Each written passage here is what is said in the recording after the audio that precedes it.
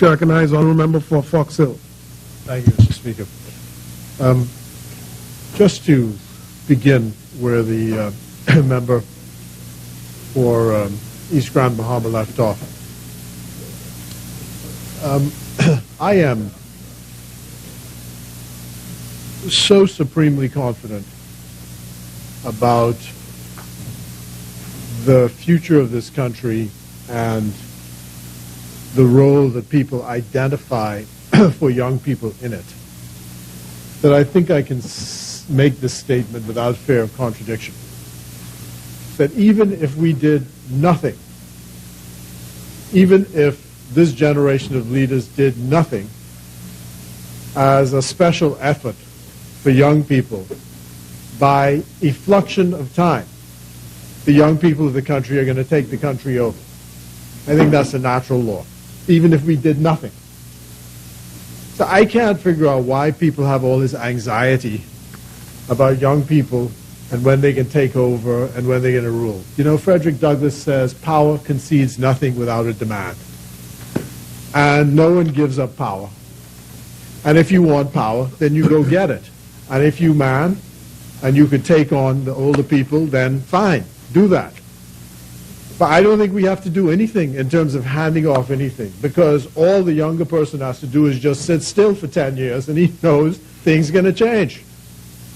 I wouldn't worry about what's going to happen to young people and so on and so forth. I do think we have a responsibility in this generation to train the next generation. But don't worry, whether we do or we don't, they can take over. Natural law, as simple as that. Mr. Fish? No, I didn't say you have to wait your turn either, because there have been plenty of generals who are 21 years old who can take on people who are older. That's natural law too. Stronger takes from weaker. Don't worry, you know, I just wouldn't have too much anxiety about it. The fact is, by effluxion of time, another generation is going to take over. And hopefully they'll be merciful to us because we trained them properly. That's all you could wish. You know, so don't worry about it.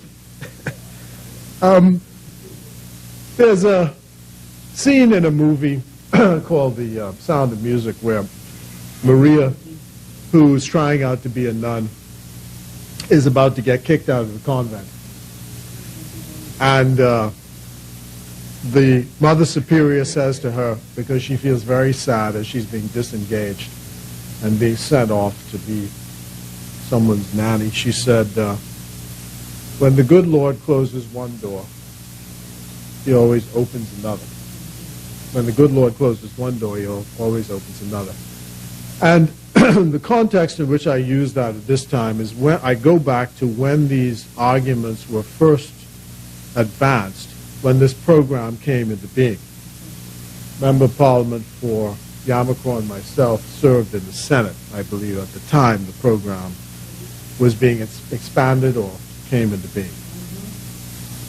And if I remember correctly, one of the arguments we made at that time, certainly I remember making the argument, was that we had to be careful that we did not shift the balance of the bursary system so that only people of means could actually end up getting these bursaries. That was our concern. Because you had to have a guarantor, so that means you had to have assets. Okay?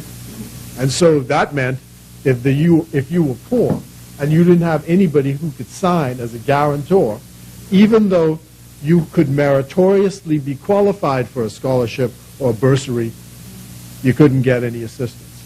And I think it was because at the same time as this system came into being, it replaced the grant system which existed prior to that. And we thought that that was going to be a great negative for poor students who had, by merit, the right to support from the government. And we warned against that. And I think of a young man now who, in 2008, I believe, was the top student in the country in the BGCSE exams. I think he got 9 A's, including physics and math. public school student from the Dame Doris Johnson School, went on to UWI, trains as a doctor. He got the first A+ in physics from his professor at the University of the West Indies, coming out of a public school. Which is another reason why it seems to me like a law of nature almost, that no matter what you do, the bright students are going to shine through. Again, you know, this business of anxiety about, oh, our children are going to fail and they're doing this and so on and so forth. I think many are doing well, and we have to continue to try. But that was the argument that we made then. We also said that even for the students who could find a guarantor and could borrow the money, was it really fair? Because I think the limit was $20,000 per year for 4 years. Was it really fair to burden on some student after he gets out of university to start off with a debt of $80,000 on his head? $80,000. I mean, how would you ever get off the ground? That's a house. I mean, you know, when you got to school, Albert knows, you know, you started saving for a house, for a piece of land. $80,000. And we asked, was that a fair burden to be put on a student? I mean, you're really sinking them at the start of their career.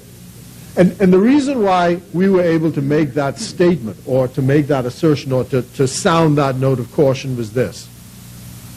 We knew when I stepped out of high school in 1970, I didn't have to concern one bit about how I was going to pay for my university education. Not one bit. I didn't even think about it for 30 seconds. You applied, you got into university, you went to the Ministry of Education, you got a grant, they paid for school. And those who went to UWI didn't have to concern themselves about it at all. They had a combination of grants and then what they call a loan scholarship. And when I came back in 1974, I went, you know, 6 months later, I was supposed to start paying the bills, so I started paying the $100. And then when they found out, it's $100 a month I had to pay. When they found out that I was working for a government corporation, they said, oh, why don't you write and we'll forgive the scholarship, the loan scholarship. Next thing I knew, it had disappeared. So my point is, the contrast that I had when I was being asked to vote for this in the Senate, the contrast that I had in my experience was being able to walk out of high school. I went through high school on a Roman Catholic scholarship, so that wasn't burdensome. And then I went to university on a combination of a grant and a loan scholarship, which was ultimately forgiven. So when I got out of university, there was no debt on my head whatsoever. So I just started to work. And just as a contrast, I said, why now should I, sitting in the Senate, vote to put a burden of $80,000 on the head of some student starting school? I just thought it was unfair. Now, what the education people said to us, and I had a long discussion with this with the then, I don't think, president of College of the Bahamas. Her name was Janine Hotter. Because it's the same issue that has just arisen with these fees from the College of the Bahamas that we now are being advised to increase. Because around the Caribbean, and this has now recently been reversed in Barbados, the government's made the decision that tertiary level education should be open and should be free. So that meant that once you finished high school with the requisite qualifications, you got into university with a place almost guaranteed, and you didn't have to worry about the fees. The education people argued, and Janine Hotter advanced this argument, that there was an issue with that in terms of the value which students place on the education they receive. Because if there's a perception that you are receiving a free good or a cheap good, they argued that students did not pay attention or value what they obtained. And so the thinking was amongst the education people that the better thing to do was to charge for the education, but the government should supply a scholarship in order to help the student defray the expenses of the education. That was their argument. And I'm certain that that must be part of the argument that the present leaders of the college may be advancing. I'm not saying I agree or disagree. I'm just saying that that's the argument that the college president then put. So there are arguments on either side. Whatever it is, though, the education is valuable, important, and I hope that the minister is successful in getting the scheme up and going again, because we definitely need the money, and we have to educate the next generation. It is now coming upon that season, and I believe people who are members of Parliament will come to know that there are cycles. And you know, when it comes to August, you got to start thinking about book bags and uniforms and haircuts and so on and so forth. And when it comes to Christmas time, you got to start thinking about turkeys and hams and gifts. Say? I said thinking about. Don't put that on me. I'm saying you got to start thinking about it, right? And as you get towards Mother's Day, there's a certain set of traditions. Right now, we're approaching the deadline for the application process for the grant system. And to complete the point I was making about the Sound of Music, where I said one door closes and the good Lord opens another, is that because of the collapse of this loan system, the government was forced by events to rebalance in favor of a grant system. And I think that grant system is more equitable in the sense that everybody can apply, and to the extent that there are resources available, I think the grant is limited to $10,000 a student or $7,500 a student. Yeah, up to $10,000 a student. And it's based on merit, and it's also based on need. So people can apply on that basis. And I just wanted to use this opportunity to say that my understanding is the deadline for the applications is coming close. It's the 28th of April. And that deadline is the 28th of April every year. And people should, parents should, and the students, I think, should remember that deadline. And I say that because I run into this all the time. Yeah, this is what I run into. I won't even use this particular example, but I was speaking to someone who was asking me if they were qualified to apply to the Department of Immigration for a job. And I said, qualifications are you have to be 30 years of age, you have to have 2 BGCSEs, one must be English, and you must have the qualification of C and above. And they said, say, 30 years or below, right, up to 30 years. And the individual said to me, I'm 35. Do you think I can qualify? So, you know, smart guy that I am, I said, well, when I was in school, 35 was more than 30. I don't know what you think these days.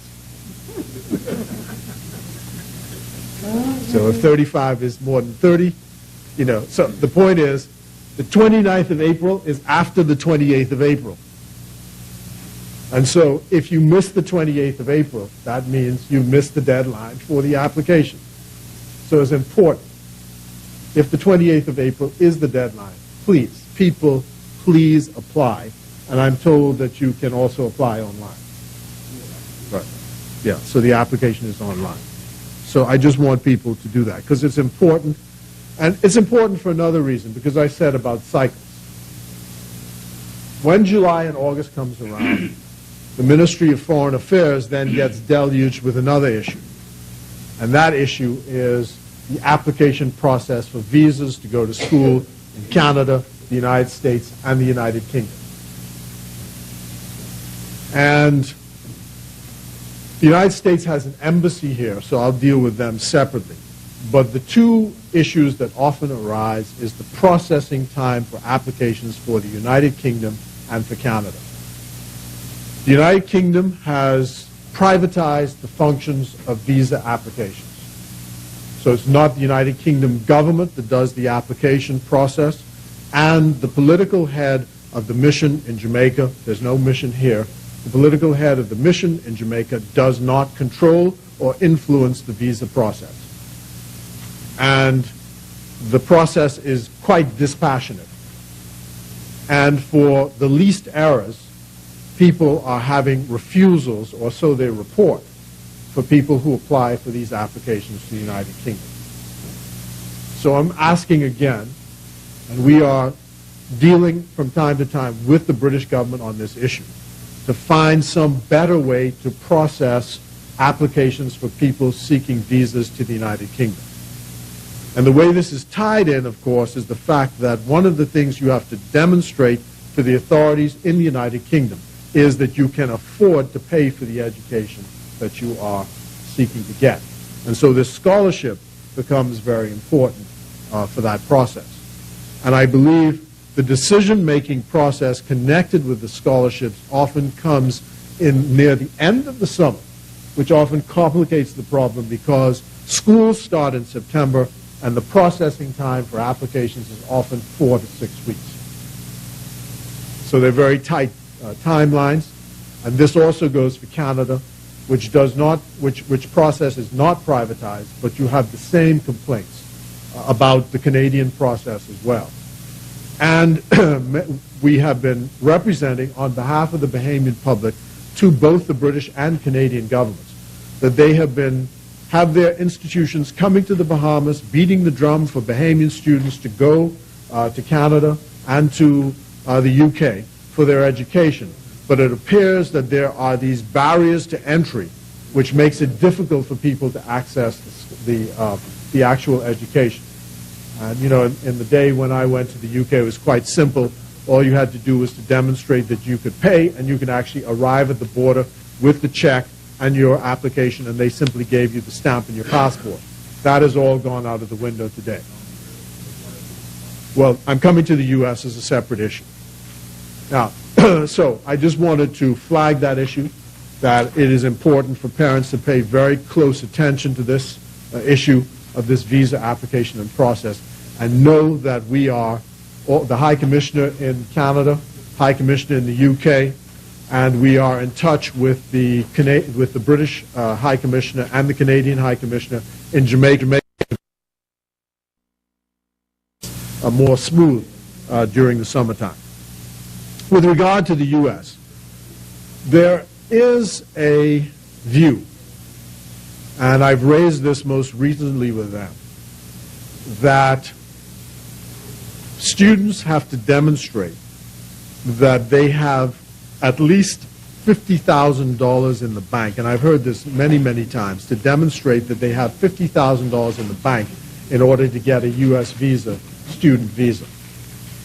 I raised this question with them most recently, and they've indicated that that is not in fact the case. But I've heard it often enough where people have come to me and said, can I use your bank account so that I could demonstrate to the U.S. that you have the ability, I have the ability to pay. I don't really have to call on the funds, but that is what they're requiring. Now, I'm very flattered that they would think that I would have such an ample bank account, but they would see that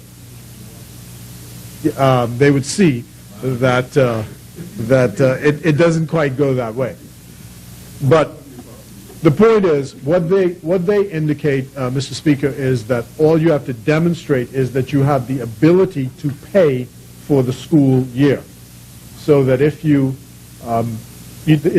they claim that you don't have to show that you have all of the funds, but that you have the ability to pay for the whole year. So I also want to say to parents that we are working with the U.S. authorities And again, this scholarship is an important component in being able to demonstrate to U.S. authorities that you're able to pay for the education and therefore qualify for the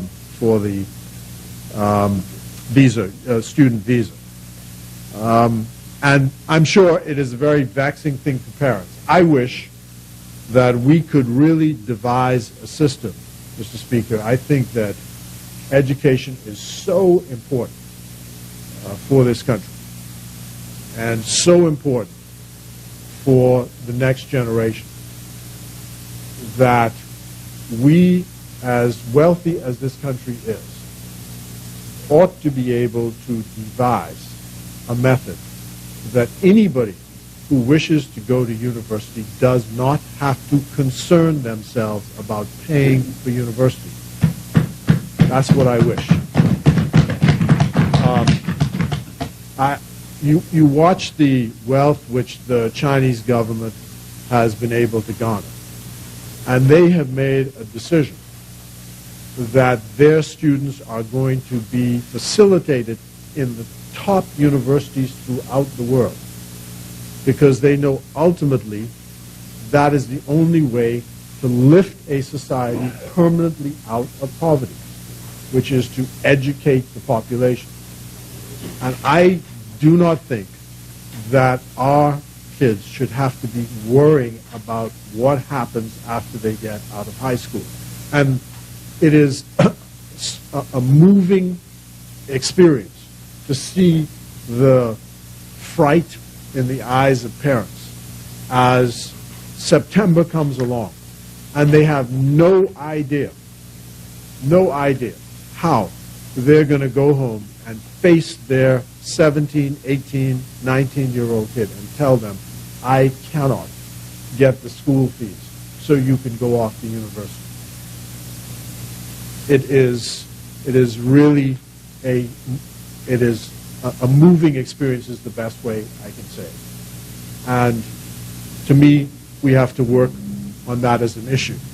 And just recently speaking with the mayor of Atlanta in the United States, and he was saying when dealing with a problem which he faced on crime in Atlanta, that he made a decision when he came in that notwithstanding the budgetary problems they had, to make a decision that if you're either going to pay on one end or you pay on the other.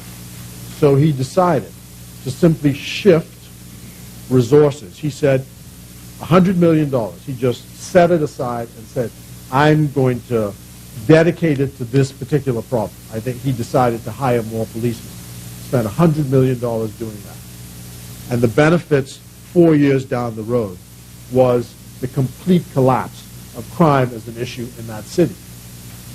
And I'm saying that that was why the decision was taken prior to the 2012 election for us to say we would double our investment in education.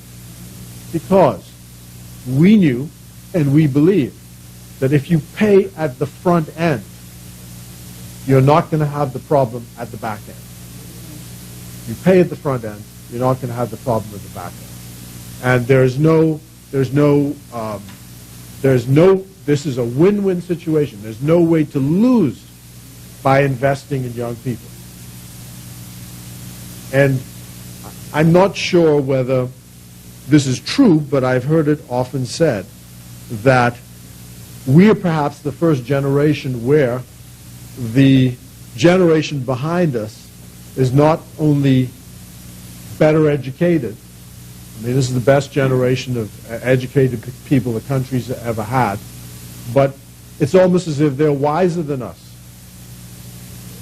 Because with the technology, I remember when the former Governor General was telling me a story of an interchange between his grandson and himself, his young grandson. His grandson had thought that he had taught his grandfather how to use the computer, and his grandfather couldn't understand it. Something he had forgotten. And the son says, you know, Granddad, why can't you get it? Little boy talking to his granddaddy.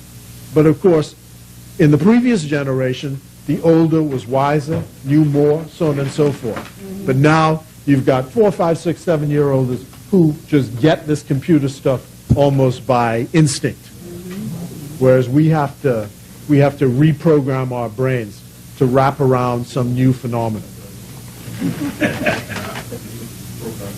Yes, right. That's right. Yeah. You know, you've got to go to some young chap and says, "Look, can you know, this guy standing up in the bank and the phone is ringing and he doesn't know how to turn the thing off. So he has to turn to his son and say, "Can you fix this?" But that's where we are. That's where we are. And I think that that there is we cannot lose by the investment in education. So, Mr. Speaker, I support this bill, support the work which the minister's been doing, and to reinforce this point, I think the member for East Grand Bahama said it, and that is the moral argument that buttresses what we're trying to do, and that moral argument is if you agree to borrow the man's money, you should pay it back. You have an obligation to pay it back, unless there's debt forgiveness. You have a moral obligation to pay it back. But of course, I'm sure that many people started out at the front of this by saying, there's a government loan, so, you know, slack money, I don't have to pay it back. And they ain't going to do nothing to me anyhow. Because as soon as you walk into that house in Central Grand Bahama, and they say, "This you now, eh? Who tried to collect this money from me?" You know, I came to your office, I told you I couldn't pay, and you still send the man here to collect the money, so on and so forth. And you will say, "Don't worry, I'll take care of it straight away." You know that's how the story goes, right? As a matter of fact, you'll pretend this is the first you heard of it. What? These fellas, they came to your house and did what? I don't understand this. I better get to the bottom of this. Let me call them right away. Yeah. As a matter of fact, you'll take your cell phone and, you know, say, "Let me call them right now and find out what kind of thing this is they do it." Yeah. So, Mr. Speaker, I support the bill. I thank the minister for bringing it forward. And with those few words, I thank you.